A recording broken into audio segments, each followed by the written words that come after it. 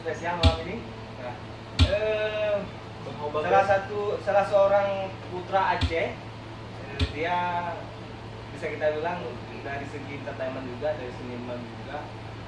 Ya khususnya dia tuh si orang pencipta lagu ya, lagu Aceh. Dan saya lagu Aceh. Baik, kita sambut dia, yaitu Mas Pale KTB.